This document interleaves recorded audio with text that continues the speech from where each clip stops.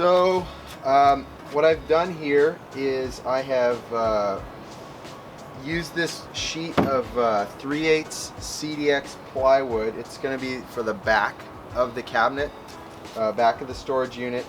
And what I did is I used the factory square edges to sort of do a little bit of tuning on the whole thing itself to square up the framing.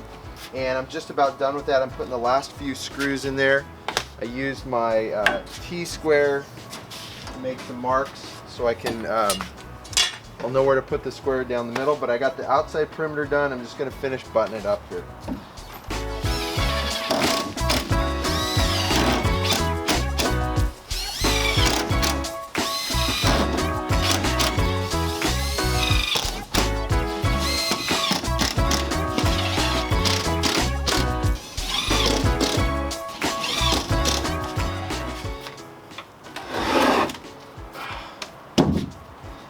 Alright, it's getting a lot more rigid.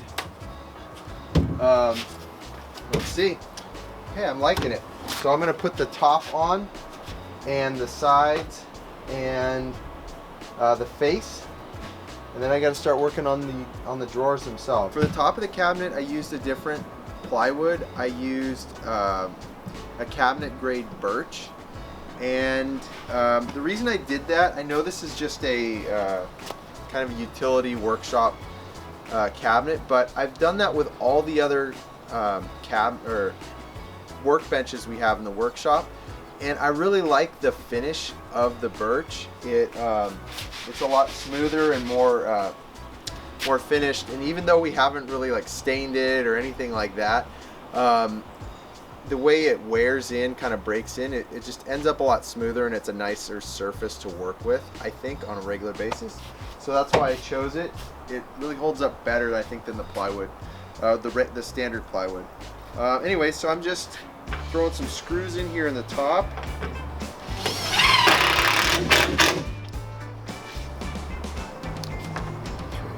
Here.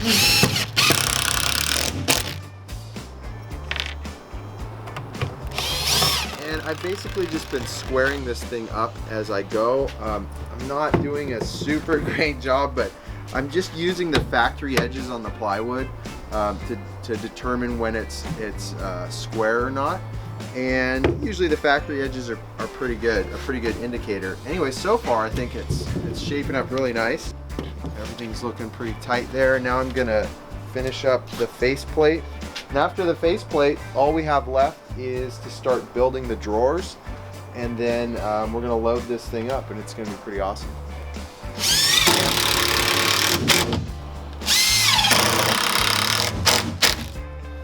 This thing's going to be so overkill for what it's holding, and then we're going to have a great workbench to do assembly. So it'll be worth it, even though it's a little bit overkill. But that's like the only way I know how to build it.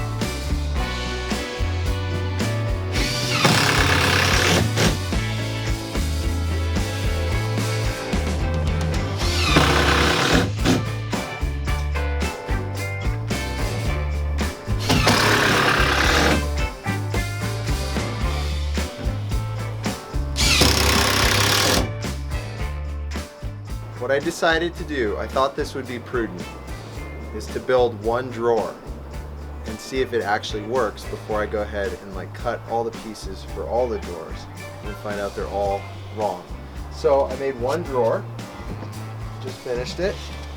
As you can see, the sucker is huge. It's really deep and nice and wide, pretty sturdy, all plywood construction. And here we go, let's see what happens.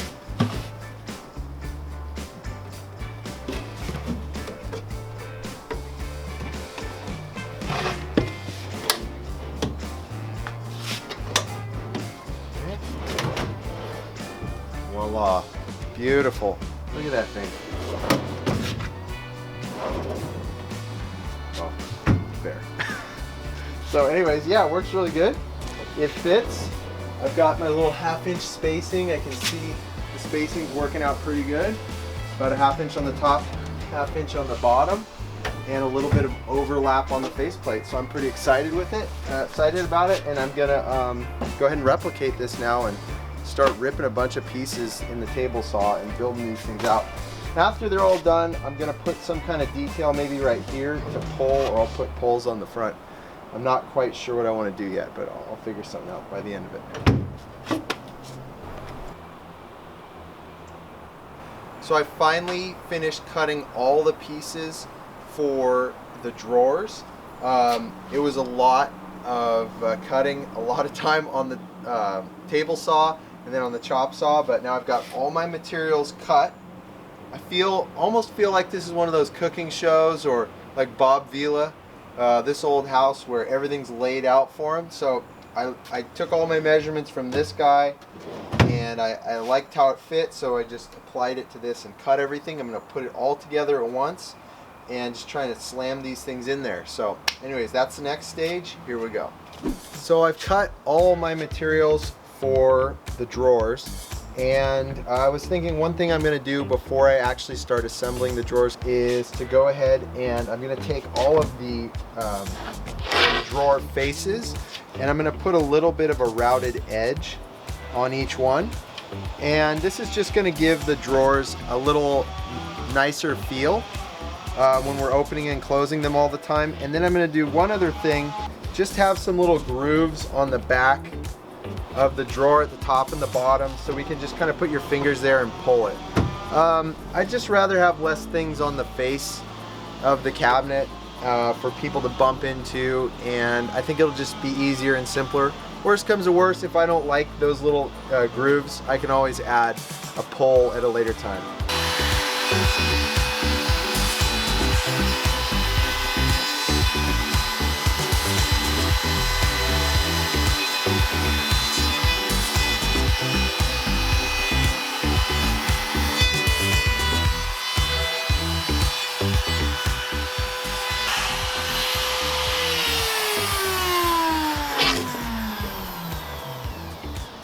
So that's one down and a lot to go, but already it feels a lot nicer, less likely to get a splinter, and it's just going to make for a more nicer, completed project. Anyway, so I'll turn the camera off and do this for like an hour and get back to you then.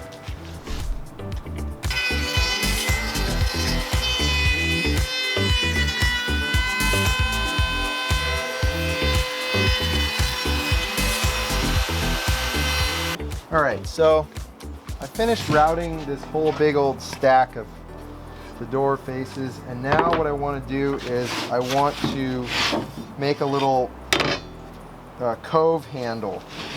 So, oh, I did that wrong. 11 3/8. Oh, I guess it's right. It just looked off to me. Okay, so I found the middle, and then because 22 3/4 divide by 2, 11 3/8.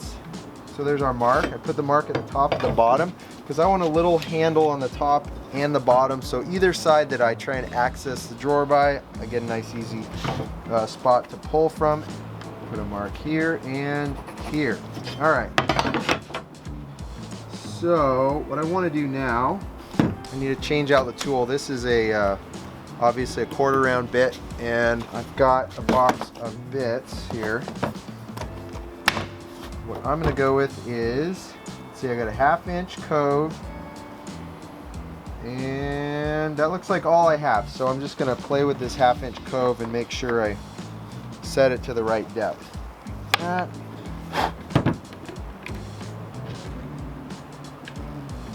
Just put it there. So let's start here and see what happens. So usually for me it's just kind of a trial and error thing. And that's how I do it.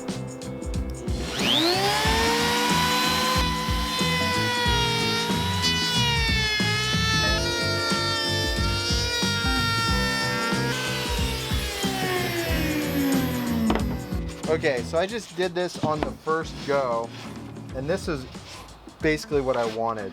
And what I did is I just went to the, brought the routing to the end on the line I made. And so that way I can kind of control the width of it.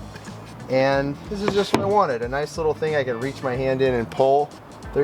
They've got really nice ball bearings and stuff on the drawers. They'll be easy to pull. And I think this is plenty. I'm going to do one on the bottom, so whether I'm grabbing the top or the bottom, it should be a nice nice easy access point.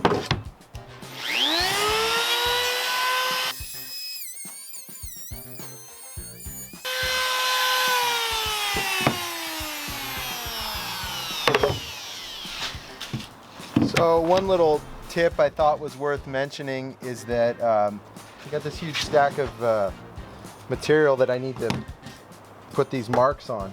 Well, I already did the hard work.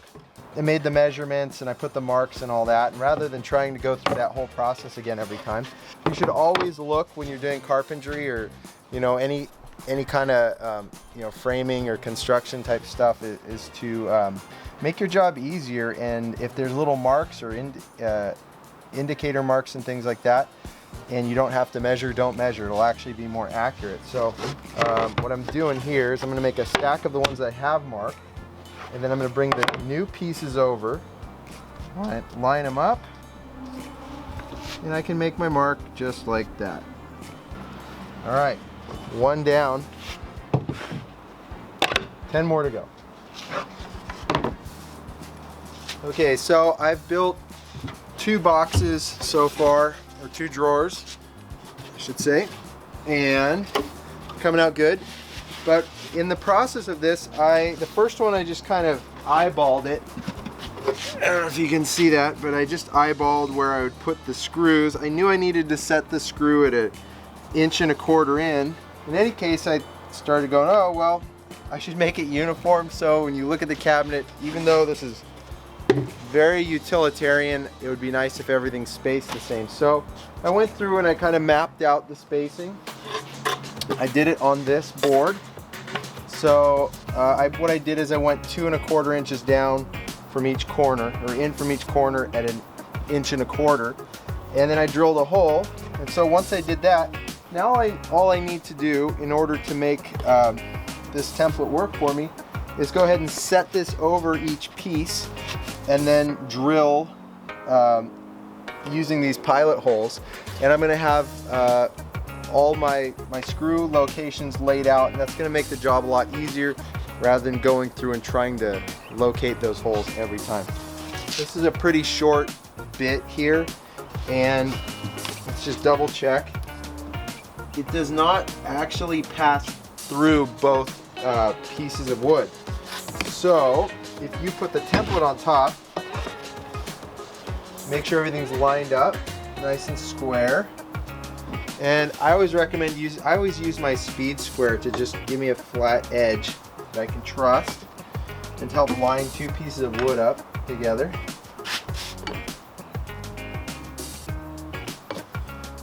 Okay, that's pretty good.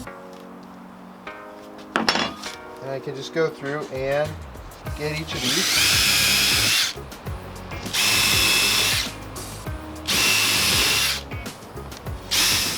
It always seemed like the first time I would build something when I was doing construction, I remember it's on the first construction crew I was on, building a gabled roof, and it was all like a mystery.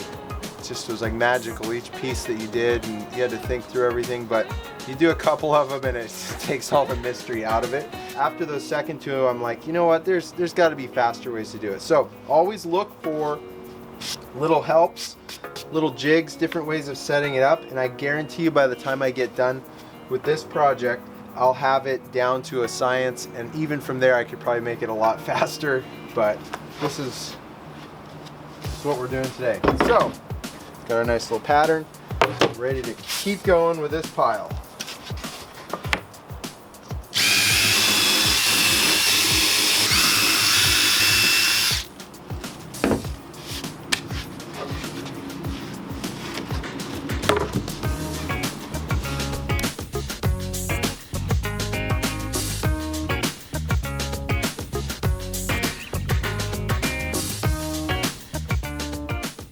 Thanks for watching this video.